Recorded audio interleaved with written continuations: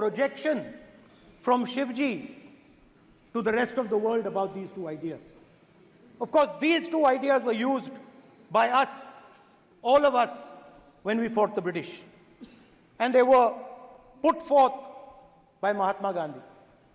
The Prime Minister, of course, who has a direct connection with God, speaks directly to God.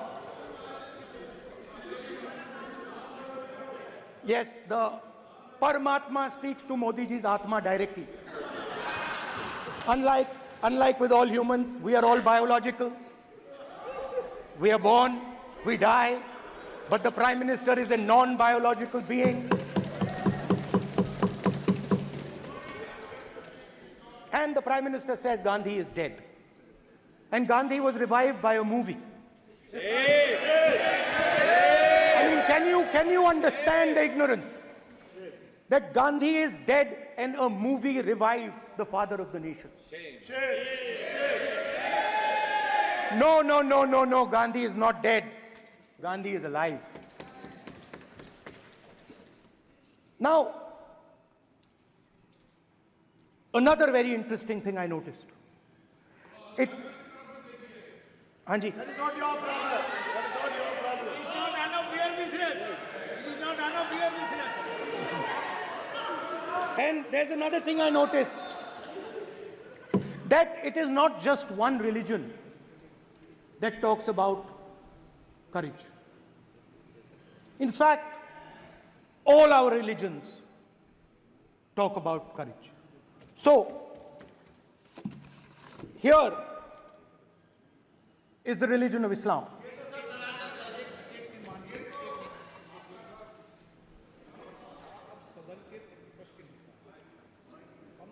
आपसे अपेक्षा ठीक है, मैं दिखाऊंगा नहीं सर, कैसे करूं?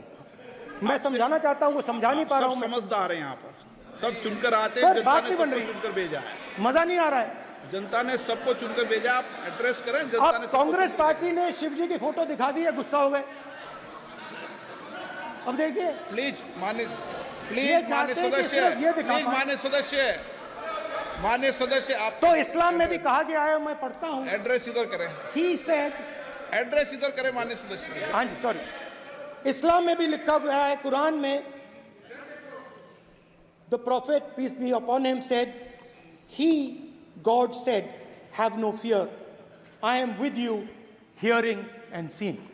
मतलब इस्लाम में भी कहा गया है कि डरना नहीं है। और जब इस्लाम में दुआ मांगी जाती है तो दोनों हाथ से, दाएं हाथ से अभय मुद्रा दिखाई देता है। उसके बाद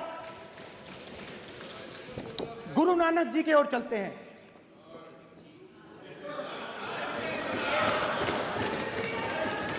वाहेगुरु जी की फतेह, वाहेगुरु जी का खालसा।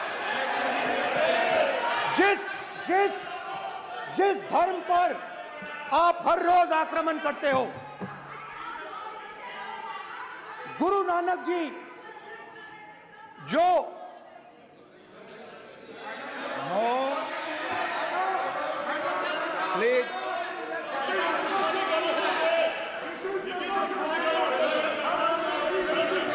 प्लीज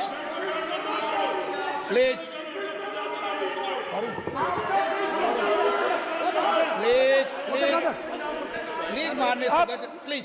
गुरु नानक जी के चित्र में भी हम इनको इस तरीके से पूछते हैं, आप इस तरीके से टेबल पे मत रखो। सर कहाँ रखूं सर? तरीका ठीक, सर कहाँ रखूं? यहाँ रख दूं सर? आप यहाँ मत यहाँ रख देता हूं सर।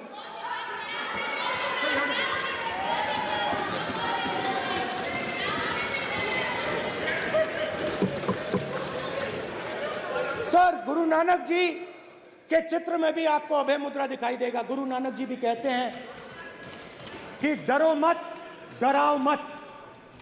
और पंजाब से गुरु नानक जी मेक्का तक गए,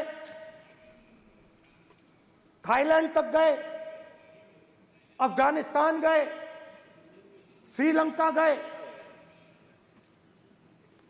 किसी से हिंसा नहीं की, अहिंसा की बात की, सत्य की बात की। और किसी को उन्होंने अपनी जिंदगी में नहीं डराया। उसके बाद जीसस क्राइस्ट की इमेज देखिए, उसमें भी आपको अभय मुद्रा दिखाई देगा। जीसस क्राइस्ट की इमेज में भी अभय मुद्रा, डरो मत, डराओ मत। और जीसस क्राइस्ट ने कहा कि अगर आपको कोई थप्पड़ मारता है तो दूसरा गाल दिखा दो। उसके बाद बुद्ध भगवान, अभय मुद्रा।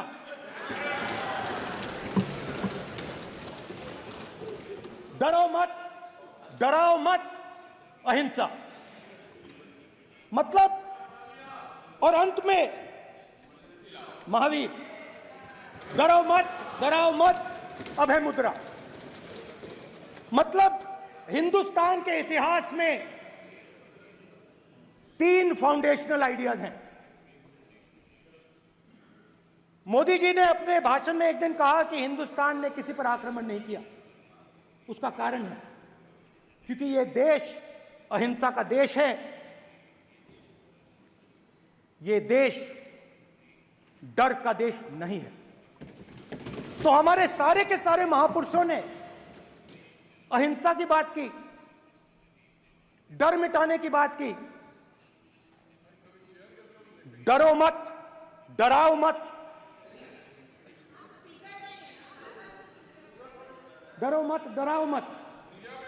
और दूसरी तरफ शिव जी कहते हैं डरो मत, डराओ मत, अभय मुद्रा दिखाते हैं, अहिंसा की बात करते हैं, त्रिशूल को जमीन में गाड़ देते हैं। और जो लोग अपने आप को हिंदू कहते हैं वो 24 घंटा हिंसा, हिंसा, हिंसा, नफरत, नफरत, नफरत, असत्य, सत्य, असत्य।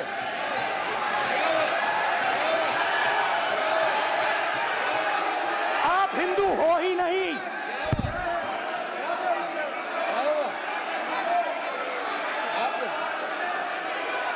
Just get me that picture of Shiva. Inside, because of his. Hindu धर्म में साफ लिखा है, सत्य के साथ खड़ा होना चाहिए, सत्य से पीछे नहीं हटना चाहिए, सत्य से नहीं डरना चाहिए। अहिंसा हमारा प्रतीक है। अभय मुद्रा, ऐसे कीजिए, ऐसे कीजिए, अभय मुद्रा।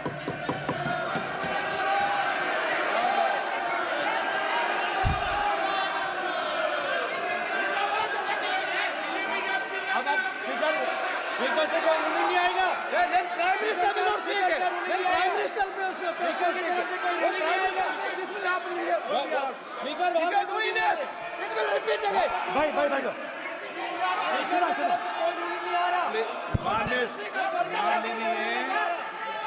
ये आप बात समझिए, आप बात समझिए। ये इसलिए चिल्ला रहे हैं क्योंकि तीर जाके दिल में लगा है, दिल में जाके तीर लगा है, इसलिए ये चिल्ला रहे हैं। देखो चुप हो गए, देखिए स्पीकर साहब चुप हो गए सब।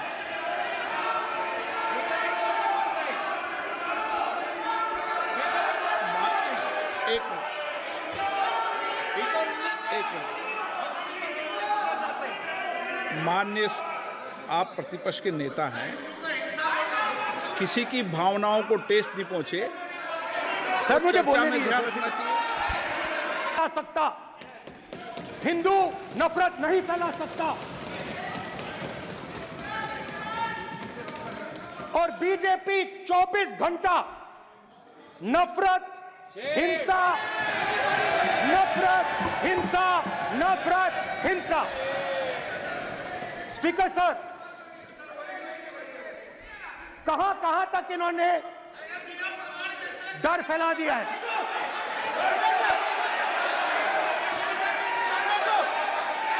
सदन के नियमों की पुस्तिका, इससे कुछ सदस्यों को क्या मुक्ति दे दी गई है? आपके गाइडेंस के बाद भी बार बार तस्वीर बताना, पूरे बीजेपी को हिंसा कर रही है ऐसे कहना, खड़े होकर एक दूसरे के बीच में हस्तधून करना, सारे नियम इनको लागू नहीं होते हैं। नियम मालूम नहीं है तो ट्यूशन रख ले साहब, सदन इस तरह से नहीं चल सकता है। ये सदन, मेरा आपसे आग्रह है कि ये सदन ऑर्डर में रहना चाहिए, नियमों के अनुसार रहना चाहिए। ये हम सभी सदस्यों का आपसे विनंती है। स्पीकर सर, एक मिनट प्लीज। माननीय सदस्यगण, आप ही राम किताब भगवान दे रखी है, उसकी पालन करें और सदन में बोलते समय किसी भी धर्म को के ऊपर ऐसा आक्षेप नहीं करें जिससे पूरे देश के अंदर विषय पैदा हो। यह आपसे अपेक्षा की जाती है। सर, मैं बिल्कुल आपकी रिस्पेक्ट करता हूं स्पीकर सर, मगर मेरे भाषण के बीच में सच्चाई ये है कि माइक ऑफ हो जाता है। मैं क्या करूं, हो जाता है वो। अब आपने देखा मैंने अयोध्या शब्द यूज किया और माइक ऑफ हो गया। नो, अरे ये प्रधानमंत्री मोदी जी के टाइम पे आधा आधा पैर आएगा क्या? तो अयोध्या ने राम भगवान की जन्मभूमि, प्लीज ब्रदर, राम भगवान की जन्मभूमि ने बीजेपी को मैसेज दिया और ये आपके सामने मैसेज बैठे हुए हैं। मैंने इनसे पूछा, कल कॉफी पी, इनसे मैंने पूछा बताइए ये हुआ क्या? बीजेपी ने राम मंदिर का इनॉग्रेशन किया, बोलने दीजिए, राम मंदिर का इनॉग्रेशन किया। अरे भाई आप हार गए, उसको शर्म करिए। नाम बोलने की कोई जरूरत नहीं है, मैं भाषण दे रहा हूं, आप नहीं दे रहे हो।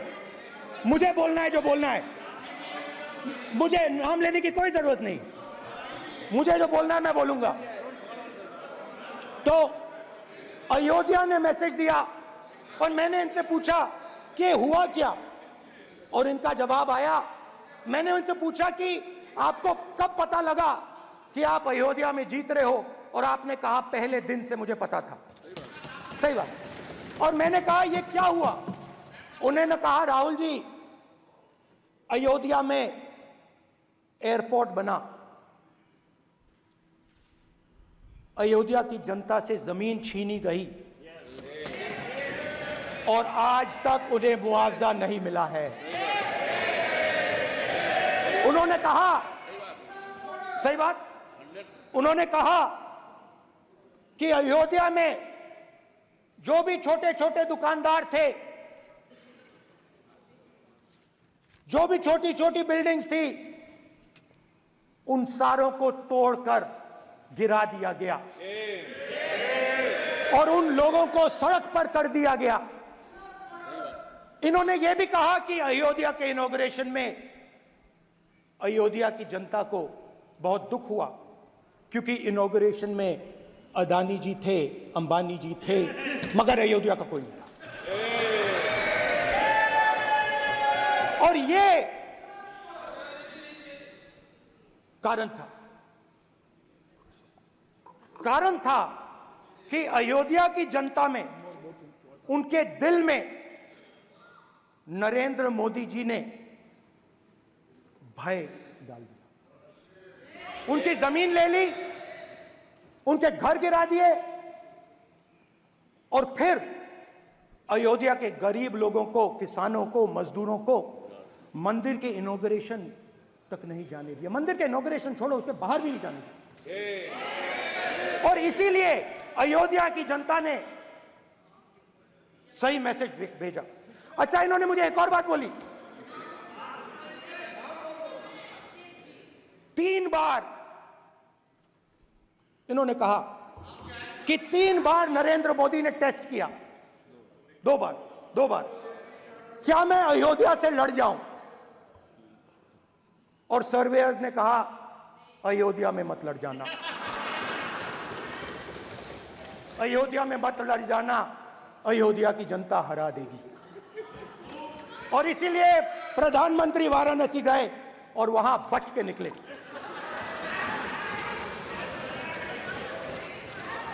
अयोध्या की जनता को डराया, पूरे देश को डरा दिया। मैं आपको बताता हूं, आज सुबह में आया, राजनाथ सिंह जी ने मुस्कुरा के मुझे नमस्ते की, और मोदी जी बैठे हैं, मुस्कुराहट नहीं, सीरियस, नमस्ते भी नहीं करते। कहीं मोदी जी ना देख लें, प्रॉब्लम हो जाएगी। वही कहानी गडकरी जी की है, सच्चाई है। अरे भाई, अयोध्या की जनता को छोड़ो, ये तो बीजेपी वालों को डराते हैं।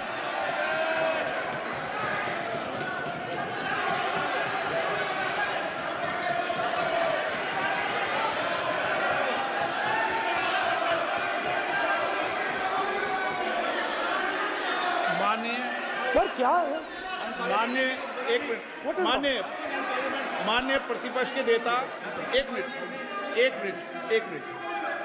माननीय प्रतिपक्ष के नेता, आप सदन के वरिष्ठ नेता हैं। मेरा आपसे आग्रह है कि राष्ट्रपति अभिभाषण पर डिबेट हो रही है, इसकी गरिमा, राष्ट्रपति अभिभाषण की गरिमा रखे ना। ये तो अपेक्षा आपसे सब करते हैं कि आप राष्ट्रपति अभिभाषण पे बोले, नीतियां पे बोले, कार्यक्रमों में बोले।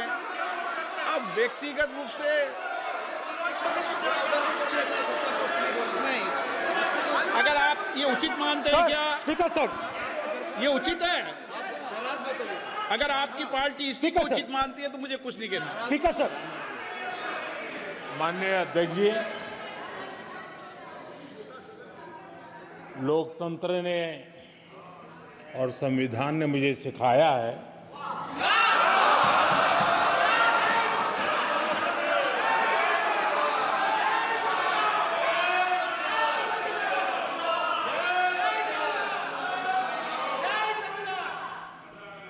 कि मुझे विपक्ष के नेता को गंभीरता से लेना चाहिए।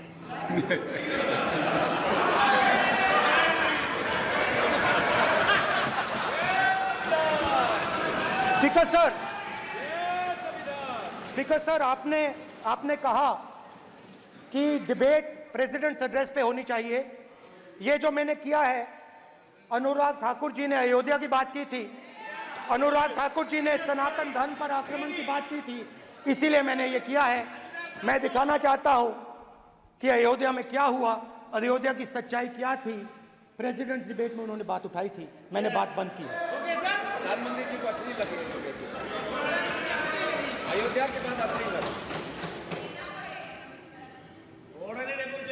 डर फैलाया और ऑपोजिशन का रिस्पांस एक साथ मिलकर भारत जोड़ो यात्रा, सारे के सारे ऑपोजिशन, पूरा देश एक साथ मिलकर कन्याकुमारी से कश्मीर तक चला।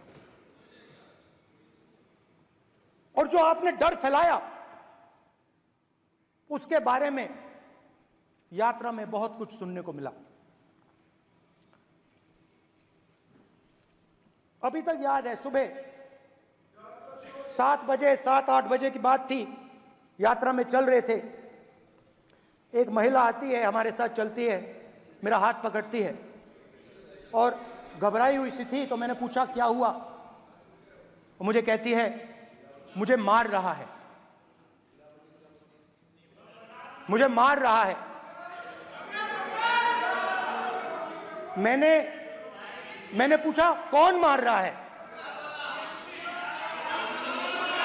कौन मार रहा है? बेटी बचाओ, बेटी की दुविधा सुनाई नहीं दे रही, बेटी का दर्द नहीं सुनना चाहते, भारत की महिलाओं का दर्द नहीं सुनना चाहते। मैंने पूछा कौन मार रहा है, कहता है मेरा पति मार रहा है। मैंने कहा क्यों? कहती है सुबह का खाना नहीं दे पाई। मैंने कहा क्यों? खरीद नहीं पाई, महंगाई है, महंगाई है, खरीद नहीं पाई, खाना नहीं पका पाई, इसलिए मुझे मार पिट रही है। मैंने कहा बहन क्या करूं, कैसे आपकी मदद करूं? कहती हैं आप कुछ मत कीजिए, आप कुछ मत कीजिए, आप सिर्फ ये बात याद रखिए कि महंगाई के कारण हिंदुस्तान में हजारों महिलाओं को सुबह पीटा जा रहा है। उसके शब्द हैं, मेरे शब्द नहीं हैं। गैस सिलेंडर, महंगाई, तो आपने गरीबों को, महिलाओं को डराने का काम किया। शिव जी कहते हैं डरो मत, डराओ मत। आपने हिंदुस्तान की महिलाओं को महंगाई से हर रोज डराया है। कुछ दिन पहले मैं पंजाब में अग्निवीर के परिवार से मिला। सुनिए अग्निवीर के परिवार से मिला। छोटा सा घर था, छोटा सा घर था।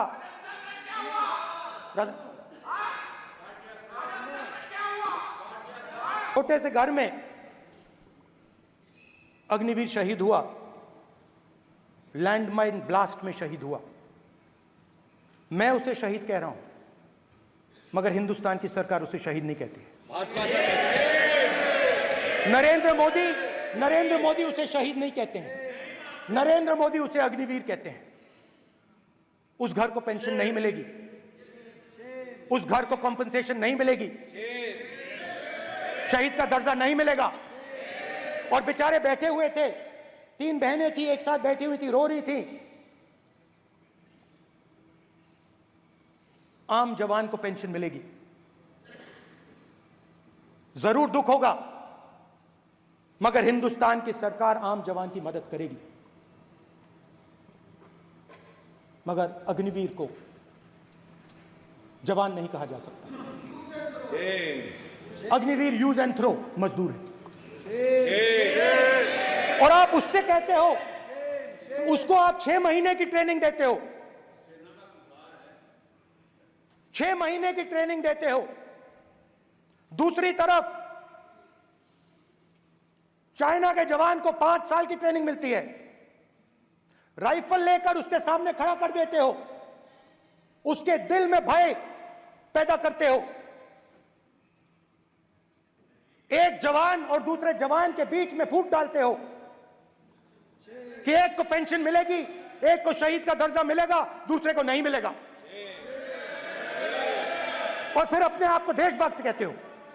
ये कैसे देशभक्त हैं?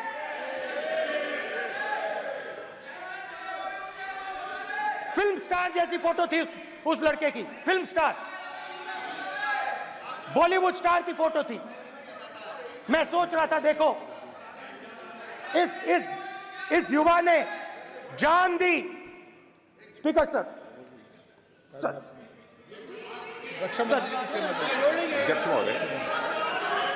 अध्यक्ष महोदय, एक आदमी सब पर भारी।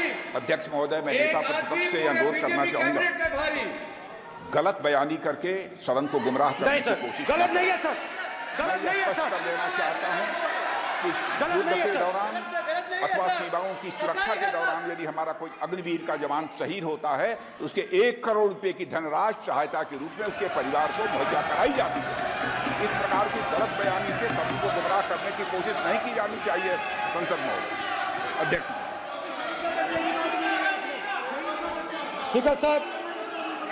स्पीकर सर देखिए, स्पीकर सर देखिए, राजनाथ सिंह जी की एक राय है, मेरी एक राय है।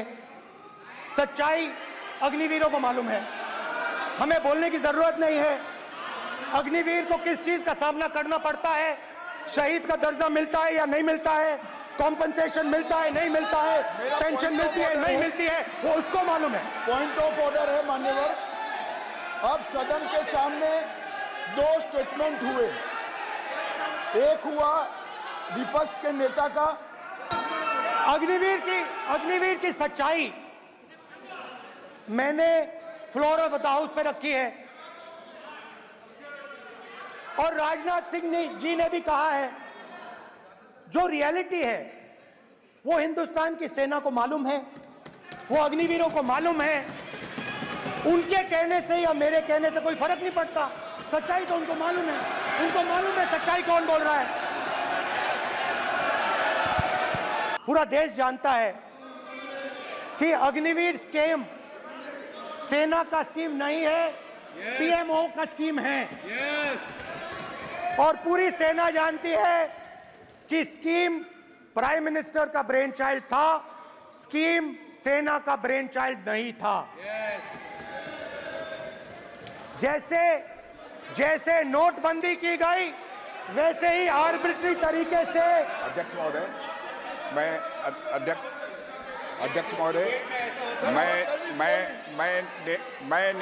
मैं नेता प्रतिपक्ष से विनम्रता पूर्वक अनुरोध करना चाहता हूं कि कृपया वह सदन को गुमराह करने की कोशिश न करें। अग्निवीर योजना के संबंध में बहुत सारे लोगों से 158 ऑर्गेनाइजेशन के साथ सीधा संवाद स्थापित हुआ है, उनके सुझाव लिए गए हैं, तब यह अग्निवीर योजना लाई गई है। देशभक्तों के खिलाफ स्कीम है, हम इस स्कीम को नहीं चाहते।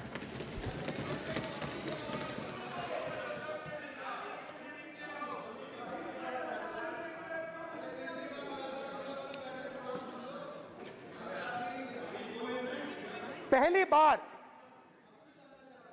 हिंदुस्तान की हिस्ट्री में जनता से स्टेट्स छीने गए हैं। जम्मू कश्मीर लद्दाख से आपने पहली बार स्टेट छीना है। मणिपुर को आपने सिविल वॉर में डुबा दिया है। मणिपुर को आपने और आपकी योजनाओं ने, आपकी पॉलिटिक्स ने जला दिया है। और आज तक हिंदुस्तान के प्रधानमंत्री मणिपुर नहीं गए हैं। ऐसा लगता है कि मणिपुर हिंदुस्तान का प्रदेश नहीं। प्रधानमंत्री के लिए मणिपुर स्टेट ही नहीं है। मणिपुर में सिविल वॉर हो ही नहीं रही है।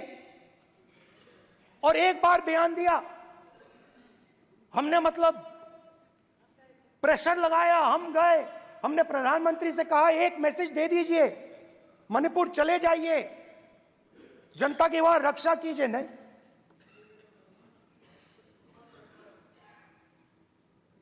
मैं वहां गया, कुकीज और मेहते से दोनों से मिला। आज तक नहीं, आंसर नहीं मिलेगा, मिल नहीं सकता। मणिपुर इनके लिए हिंदुस्तान का प्रदेश ही नहीं है। मणिपुर है ही नहीं, मणिपुर है ही नहीं, ना होम मिनिस्टर के लिए ना प्रधानमंत्री के लिए, है ही नहीं, एग्जिस्ट नहीं करता, वो है ही नहीं। ना प्रधानमंत्री जाएंगे बोलेंगे कुछ नहीं, जैसे कुछ नहीं हुआ वहां पे। मैं रिलीफ कैंप में गया, एक औरत कांपती हुई, रोती हुई मुझे कहती है कि मैंने अपनी आंखों के सामने, हाँ मैं औरतों की बात कर सकता हूं, एक भाई मैं कर सकता हूं, एक भाई एक कर्तव्य निभा रहा। आप अपने संगठन में महिलाओं को नहीं डालते हो, मगर मैं औरतों की बात कर सकता हूं।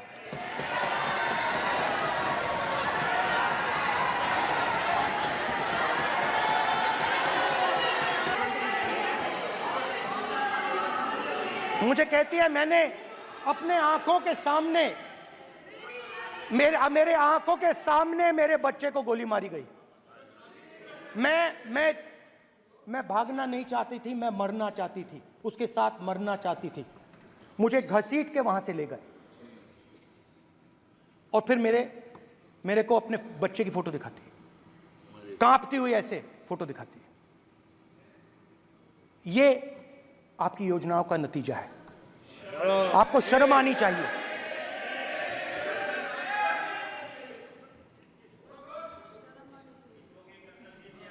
एक दिन प्रधानमंत्री 8 बजे कहते हैं, पता नहीं फाइन ट्यूनिंग हो गई भगवान के साथ, डायरेक्ट मैसेज भगवान, सर ने बोला है, सर प्रधानमंत्री ने ये बोला है, ये मैं नहीं बोल रहा हूं, प्रधानमंत्री ने बोला है कि मेरा डायरेक्ट कनेक्शन है भगवान के साथ, मैंने नहीं बोला, मैंने नहीं बोला।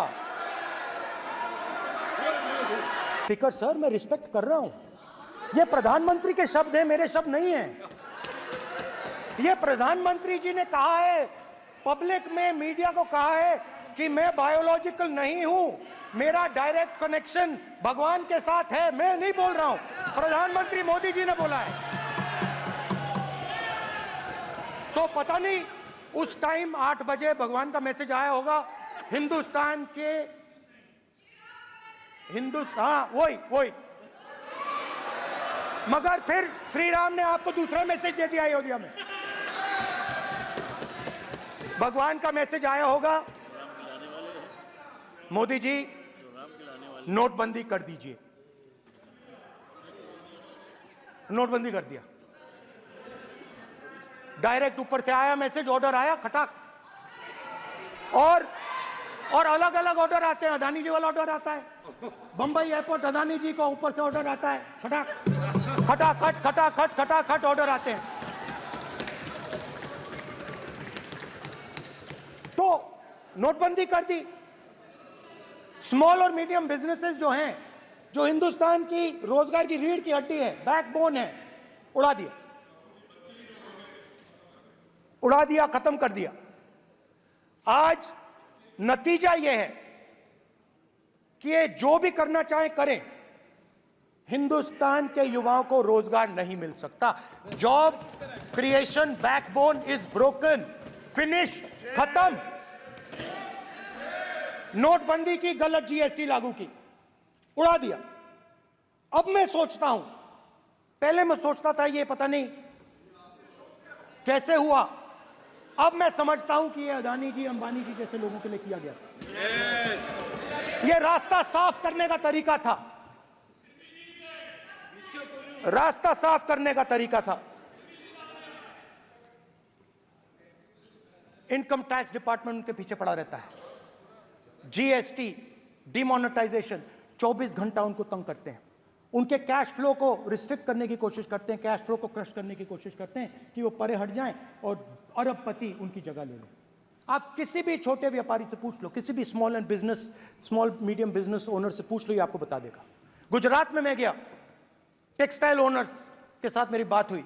मैंने उनसे पूछा नोटबंदी क्यों हुई, जीएसटी क्यों हुई? साफ बोला अरबपतियों की मदद करने के लिए जीएसटी और नोटबंदी की गई है। नरेंद्र मोदी जी अरबपतियों के लिए काम करते हैं, सीधी सी बात। मैं जाता रहता हूं और आपको गुजरात में हराएंगे इस बार।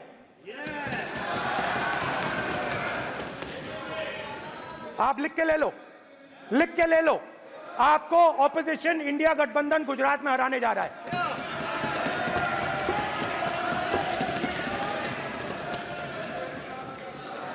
किसानों को डराने के लिए लैंड एक्विजिशन बिल जो हम लाए थे, उनकी जमीन की रक्षा करने के लिए, उनको सही कॉम्पनसेशन देने के लिए, उसको आपने खत्म कर दिया। यहां कोशिश की, कर नहीं पाए तो स्टेट्स में खत्म कर दिया। हर स्टेट में आपने खत्म कर दिया है। अगर आप जानते नहीं हो, चेक कर लो। हर स्टेट में, हर भाजपा की स्टेट में खत्म। अध्यक्ष महोदय सत्ता पक्ष डिस्टर्ब कर रहे हैं। अध्यक्ष महोदय सत्ता पक्ष डिस्टर्ब कर रहे हैं। किसानों को ये देखिए sir, just give me a list of BJP. आप किताब लेके क्यों खड़े हो? कानून बनाना चाहते हो? आप क्या बोलना चाहते हैं, कानून से बताओ। स्पीकर का डायरेक्शन है सर, स्पीकर का डायरेक्शन 115, और वो ये कहता है सर, वो ये कहता है कि कोई भी मेंबर यदि अपनी बातें कहना चाहता है, जैसे अग्निवीर के बारे में उन्होंने कहा या स्टेट के बारे में कहा, उनको ऑथेंटिकेट करना पड़ेगा, नहीं तो माफी मांगनी पड़ेगी। ये आपका डायरेक्शन है 115(1) और 115(2). इसीलिए वो जो बातें कर रहे हैं उसको ऑथेंटिकेट करें, चाहे अग्निवीर के लिए, चाहे वो किसानों के लिए कर रहे हैं सर। ये आपका डायरेक्शन है।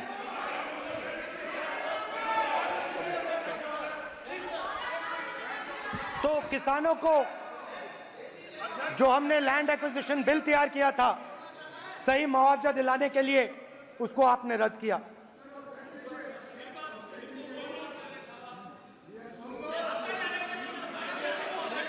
विल ऑथेंटिकेट कर देंगे, ऑथेंटिकेट कर देंगे। कर देंगे हम ऑथेंटिकेट, बैठ जाओ, कर देंगे ऑथेंटिकेट।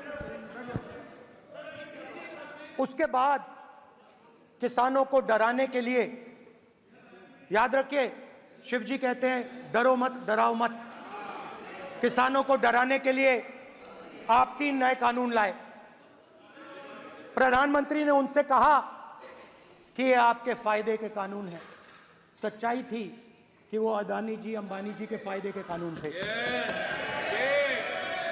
हिंदुस्तान के सारे किसान खड़े हो जाते हैं। आज तक सड़क ब्लॉक है। अगर आप वहां जाएंगे आज तक आपको दिखेगा कि वो सड़क जिस पे किसान आए थे वो आज तक बंद पड़ी हुई। हरियाणा में 2 जगह किसान खड़े हो गए, कहते हैं नहीं ये हमारा नहीं है, आप हमारे से हमारी मेहनत का फल छीनना चाहते हो, हम इस बात को एक्सेप्ट नहीं करेंगे। आप उनसे बात नहीं करते, आप उनको कहते हो, आप बात नहीं करते।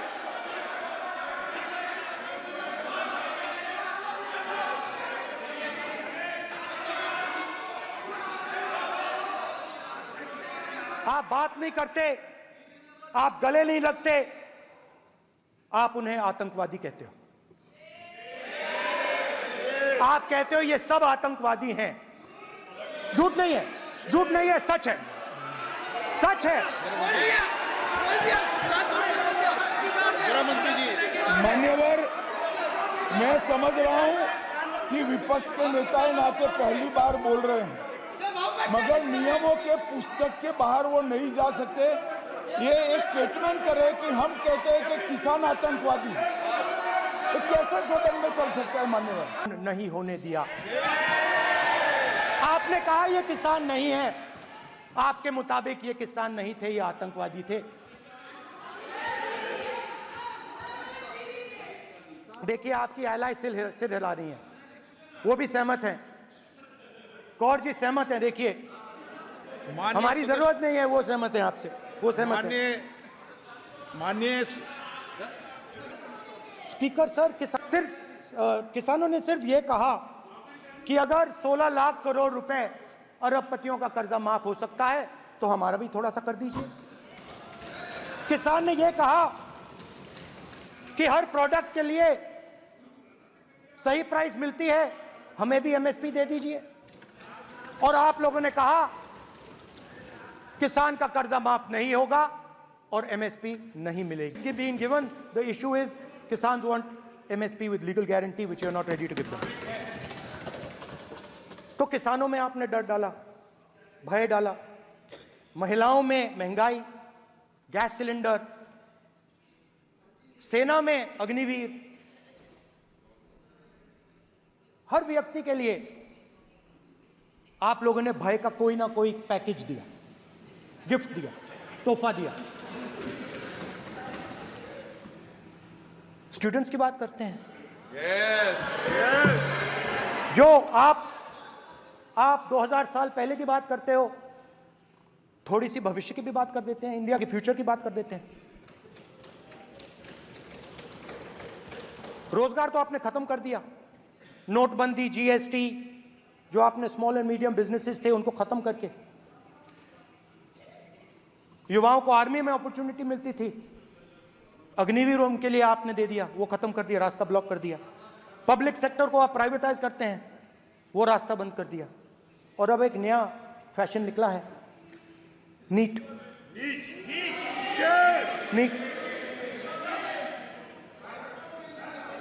प्रोफेशनल एग्जाम्स को आपने कमर्शियल एग्जाम्स में बदल दिया है। NEET is not a professional exam, NEET is a commercial exam. NEET में एक स्टूडेंट टॉपर हो सकता है, एक्सीलेंट स्टूडेंट हो सकता है, मगर अगर आप उसके पास पैसा नहीं है मेडिकल कॉलेज में नहीं जा सकता। सिंपल सी बात। नीट का पास मार्क 22% है। वो पूरा का पूरा एग्जाम, सर एजुकेशन मिनिस्टर पूरा का पूरा एग्जाम अमीर बच्चों के लिए बनाया गया है। कोटा में पूरे के पूरे एग्जाम को आपने सेंट्रलाइज किया। हजारों करोड़ रुपए बन रहे हैं, हजारों करोड़ रुपए बन रहे हैं। और कमर्शियल पेपर जो आपने बना रखे हैं, कमर्शियल एग्जाम्स, 7 साल में 70 बार पेपर लीक। प्रेसिडेंट्स एड्रेस में ना नीट की बात होगी, ना अग्निवीर की बात होगी, ये बातें नहीं होंगी। और हमने कहा, हम स्पीकर सर, हमने कहा कि एक दिन का डिस्कशन अलाउ कर दीजिए। हम आपके साथ खड़े होकर इसको रिजॉल्व करना चाहते हैं। इंस्टीट्यूशनल फेलियर है, हम आपकी मदद करना चाहते हैं, रिजॉल्व करना चाहते हैं। सरकार कहती है नहीं, डिस्कशन नहीं होगा। भविष्य का डिस्कशन हो ही नहीं सकता। तो ये हालत है। जहां भी ये देखते हैं, ये सोचते हैं कि भाई भय कैसे पैदा करें। माइनॉरिटीज को डराते हैं। नहीं, कांग्रेस नहीं डरती आपसे, आप कांग्रेस से डरते हो।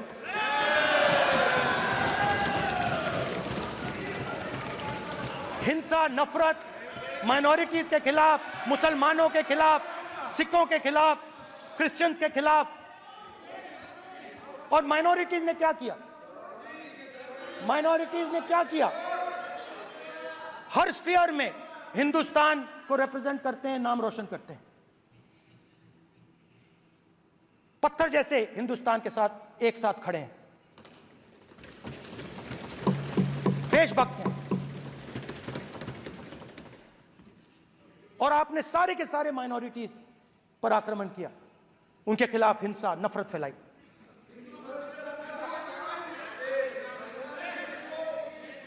तो शिव जी कहते हैं, सर देखिए मेरा वो हटा दिया आपने सर, वो देखिए सर हटा दिया। क्या Shall not interrupt any member while speaking by disorderly expression or noises or any other disorderly manner. Sir, in the same way, sir, sir, 349, sir, while the house is in sitting, 2, shall not interrupt any member while speaking by disorderly expression or noises or any other disorderly manner. Sir, Nishikant Dubey, the Honorable Minister, you continuously disturbing the house, sir. Continuously intervening the speech. Sir, continuously. Sir, shall maintain silence when not speaking in the house. 9, 349, 2 and 9. Very clear, sir. एक minute. अब आप एक minute, आपने बताया 349। Okay, एक minute इस पे आ जाए। सभा में झंडे, प्रतीक या कोई भी प्रदर्शित वस्तु प्रदर्शित नहीं करेंगे। माननीय प्रतिपक्ष के नेता, आप आपकी सदस्य का रूल की पालना कर लें, अच्छा है। तो नीट में तो सब जगह ये नियम में नहीं है क्या? Their exam, their family supports them financially, emotionally, and the truth is that NEET students today do not believe in the exam, because they are convinced that the exam is designed for rich people, not meritorious people. I have met a number of NEET students. Every single one of them tells me that the exam is designed to create a quota for rich people and to create a passage for them into the system, and is designed not to help poor students. Now इससे भी बहुत डर होता है। महीनों पढ़ाई करते हैं, यह पता नहीं कि भैया एग्जाम लीक हो जाएगा नहीं होगा, अगर पास भी हो गए तो पैसा कहां से आएगा। तो उधर भी इन लोगों ने भय डालने का काम किया। तो जहां भी ये देखते हैं ये भय डालते हैं, सेना में, युवाओं में, किसानों में, मजदूरों में, महिलाओं में, डिसेबल्ड में भी। और मैं ये भी कह सकता हूं कि सिर्फ बाकी हिंदुस्तान में भी नहीं, मगर अपनी पार्टी में भी भय है। आपकी पार्टी में डर है, भय है, सच्चाई है। देखो अब आप चिल्ला नहीं रहे हो, अब आप शांत हो, अब बिल्कुल शांत हो, सच्चाई बोल दी, चिल्ला नहीं रहे, चुप। क्योंकि आपकी ट्यूनिंग डायरेक्टली, प्रॉब्लम क्या है, आप चिल्ला भी नहीं सकते क्योंकि कनेक्शन नहीं। सर मैं बोल रहा हूं सर, समझा रहा हूं, स्ट्रक्चर बोल रहा हूं।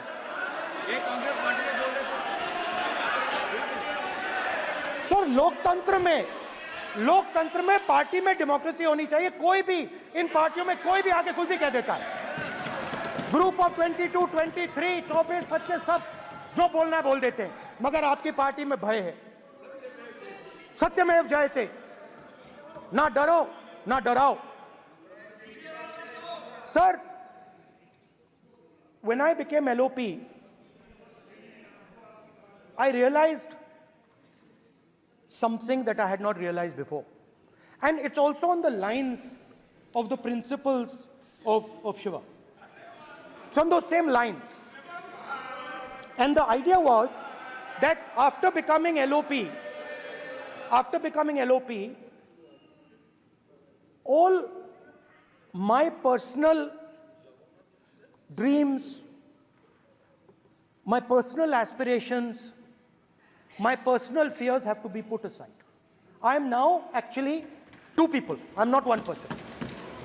I'm a constitutional person, and my job is to be leader of the opposition, to represent all these parties equally. In fact, I don't just represent the Congress party, I represent every single party. And I have to treat every single party with love and affection. So when Hemant Soren ji is in jail or Kejriwal is in jail, it should disturb me, it should hurt me. Yes. Yes. When you unleash your agencies on these political people, it is our job to defend them. Yes. Because there is a constitutional person and an individual. And what Shivji is saying is that when you are a constitutional person, the individual should die. The individual's aspirations, the individual's dreams should die. And you should become the voice of the people. Yes. Meaning that you should have no fantasies, no dreams, nothing. The perfect public representative is one who is actually dead. That is what Shivji is saying. You understand? Now, Speaker sir. Speaker sir, now, my advice.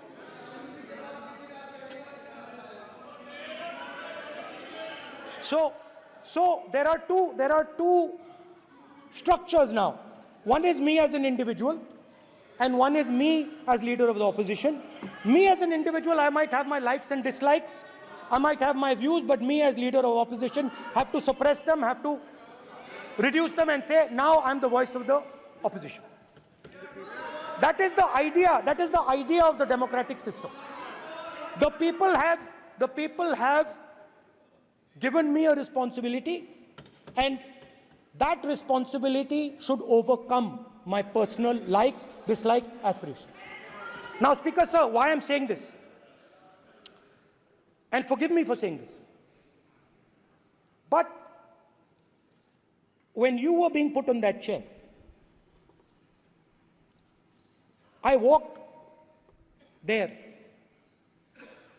to help you, to walk with you to the chair. And I shook hands with the Prime Minister and I shook hands with you. And then I walked to your chair. And you are the final arbiter of the Lok Sabha. You're the final word here. What you say fundamentally defines Indian democracy. You don't allow us to speak, you allow us to speak, you allow them to speak, you don't allow us to speak. All these things define Indian democracy. Speaker, sir, there are actually two people sitting in that chair. There is the Speaker of the Lok Sabha, the Speaker of the Indian Union, and there is Mr. Om Birla. When Modi ji went and shook your hand, and I went and shook your hand, I noticed something. When I shook your hand, you stood straight like this and shook my hand. And when Modi ji shook your hand, you bowed down and shook his hand.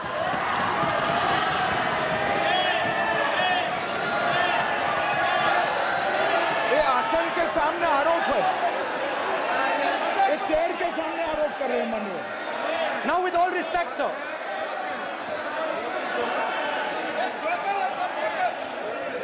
such a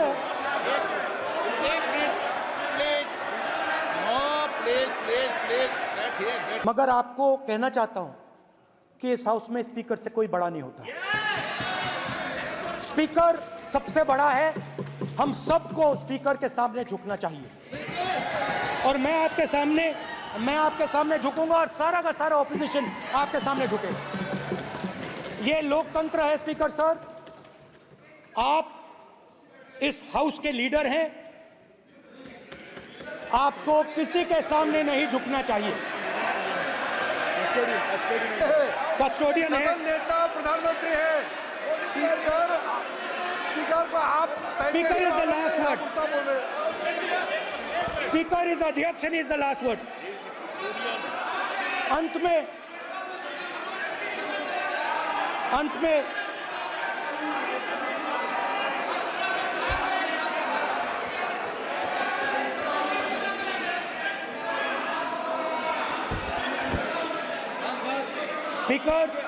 Speaker is the last word in the Lok Sabha, and in that spirit, Speaker is the last word in the Lok Sabha, and in that spirit, as members of the Lok Sabha, we are subservient to the Speaker. I believe that. Yes. Now, there might be people in this room who think they are not, but I think the entire opposition believes that we are subservient to you, sir. And we will listen to what you say, and we will bow in front of you. But the only thing I request, Speaker, sir, is it is important that there is fairness in this house. Yes, yes. Now, I gave a speech, Speaker, sir, and it was interrupted throughout. Yes. Now, this time is going to be taken away from my colleagues. And I think that is unfair. Finally, I'd like to say that the principles that allowed us to fight are in our traditions. Truth, courage, non-violence. And they're in all our religions. And what you have come to represent today is untruth, a complete lack of courage, and violence. And my recommendation to you, if you take it, this country has a government and you are the government. And you are, whether we like it or not, you are the government of India. Elected by the people. And I agree to that. But I would say to you that as individual members, as the cabinet, you do not spread fear in this country. That you do not spread hatred in this country. That you listen to the farmers of this country, you listen to the students of this country. When the opposition says to you, let's have a debate for one day, have it. It's not going to harm anybody. They're going to love you for it. The students of India are going to say, we love the government because they allowed us our voice, they let us speak for one day.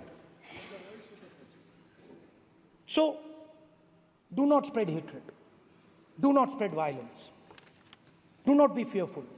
Even the BJP members here, even the cabinet members, do not be fearful. You have a constitutional position.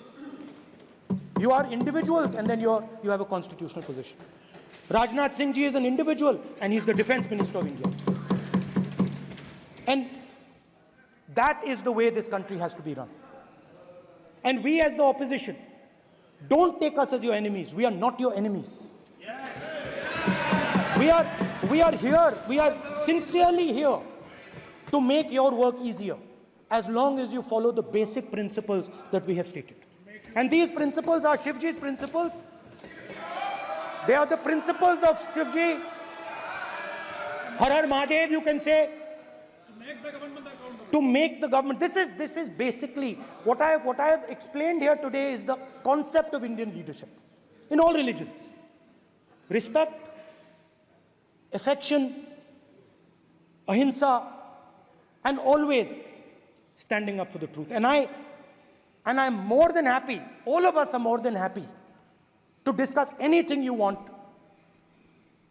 without being nasty, without being aggressive. Anything you want, we are ready to discuss. So please let us work together to take this country forward. You are the government. We have to accept that. You got 240 seats. So I congratulate you on that. At least accept it. Accept to kar lijiye. They're not happy. They're not happy. Not happy. They're not happy. Okay, you're not happy. So I would say we want to both work for this country. Work with the spirit of bravery. Work without violence. Work without hatred. Thank you.